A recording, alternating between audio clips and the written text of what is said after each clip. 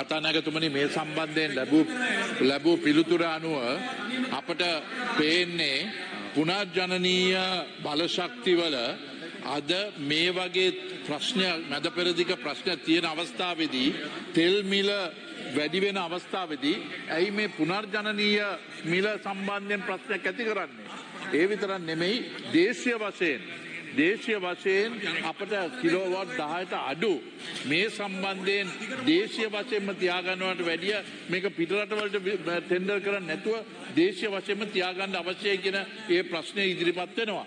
හැබැයි වැදගත්ම දේ තමයි මේ අද තියෙන මැද පෙරදිග ප්‍රශ්නත් අනුව තෙල් මිලත් එක්ක වැඩි වෙන එක කරුණාකර පුනර්ජනනීය ශක්තියේ තියෙන මිල ප්‍රමාණය අඩු නොකොට ඒක සමමට්ටමක් තියන්න කියන එක මං ඉතාමත් ඕනකමින් අහනවා කතානායකතුමා තුලින්.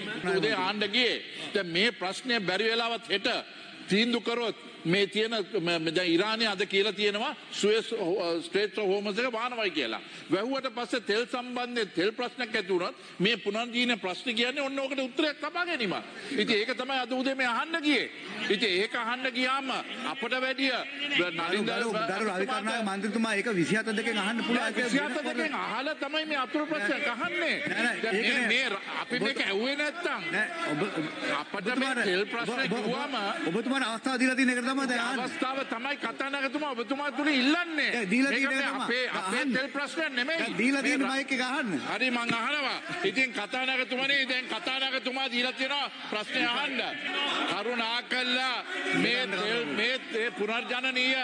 මේ පුනර්ජනනීය ප්‍රශ්නය මේ ආකාරයෙන්ම ගෙනියන්න. මොකද තෙල් ප්‍රශ්නේ හෙට ප්‍රශ්නයක් උග්‍ර තත්ත්වයක් ඇති වේවි. ඉතින් ඔබතුමා මේ අවස්ථාව දෙනවා වගේම කරුණාකරලා එමතුමා මේ සම්බන්ධයෙන් ඉදිරියට ගෙනියන්න මේ ඉරාන් ඉස්රායල් ප්‍රශ්නේ අඩු ගන්න විසඳන්නකම්. ඉතින් ඒ වගේම ගරු රවිකරනායක මන්ත්‍රීතුමා මේකේ බැටරි සම්බන්ධයෙන් බැටරිය සම්බන්ධයෙන් පාවිච්චි කරන්න පුළුවන්. නොදන්නව නෙමෙයි. ඉතින් ඒ සම්බන්ධයෙන් රුපියල් 70 80 100 තෙල් වලට ගෙවනවට වැඩිය ඇයි අපේ දේශීය ව්‍යාපාරිකයන් රුපියල් 25 30 ගෙවන්න ප්‍රශ්නයක් ඇතිවන්නේ? ඒක අඩු ගන්න රටේ ආර්ථිකයට GDP එකට දැන් ඊයේ IMF එක ඇවිල්ලා කිව්වා මේ රටේ think outside the box. මෙන්න මේක තමයි thinking outside the box. අපට අවශ්‍ය නැහැ ජාතික දල දේශ නිෂ්පාදන වැඩි කරන්න.